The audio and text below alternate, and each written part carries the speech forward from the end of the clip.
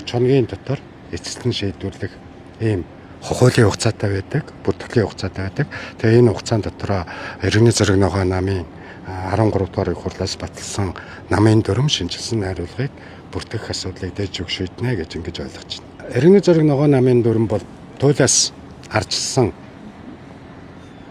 дүрм намын үзэл баримтлал үнд зүйл зарчмыг тодорхой дүгнсэн ийм дүрм намын гишүүд намын үйл ажиллагаанд идэвхтэй оролцох, дүрмийн дагуу нээлттэй ил тод зарчимтайгаар оролцох, сонгогдох эрхийг бүрэн дүүрэн хангасан ийм дүрм байдаг. Улс төрийн намын тухай бол бас нийцүүлж зарим зүйлийг нь засварлаж өгж байгаа.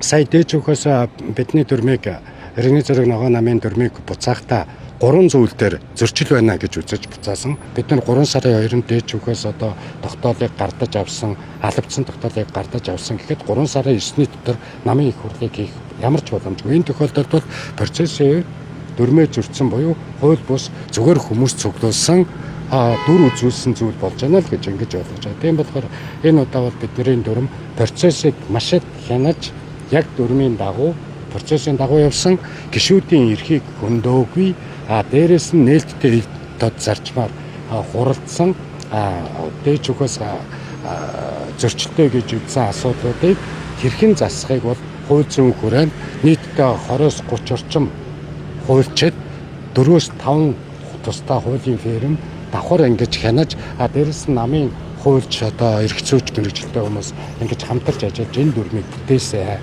Энэ дүрмийг батлахад бол манай намын ууган гишүүд, манай намын идэвхтэй гишүүд ирж байгаа он цагийг үүрч явах тэр гишүүд энэ дүрмийг баталсан гэж ойлгож байна. Өнөөдөр бид нар ямарчлээсэн одоо намын ээлжид бас 13 дугаар их хурлаараа намын дүрмийн шинжилсэн найруулгыг хэлэлцэж батлаа, зүйл залт бүрээр нь хэлэлцэж батлаад өнөөдөр дээч өгт хөргүүллээ. Тэгээд 30 хоногийн хугацаанд одоо шалгах ажиллагааг явуулна гэж байна. Тэгээд ямарчлээсэн эрх бүхий байгууллагаас эрх бүхий одоо субъектууд намыг төлөөлсөн хүмүүс тэгээд намын дүрмийн одоо шинжилсэн найруулга батлаад өглөө. Тэгээд ямарчлээсэн одоо хуульд заасны дагуу дээч өг төвийг сахиж одоо манай намын дүрмийг одоо хүлээж авах гэдэгт итгэлтэй байна. Гендрийн эрхтгч байдлыг бүрэн хангасан. Дээрээс нь нэн ядуу, эмзэг, баг орлоготой иргэдэг намын гишүүн байх боломжоор нь хангасан. Намын гишүүний дотроос хөнгөлөх чөлөөлөх тэр бүх боломжоор нь хангасан илүү ил тод ардчилалтай ийм дүрм болсон байгаа.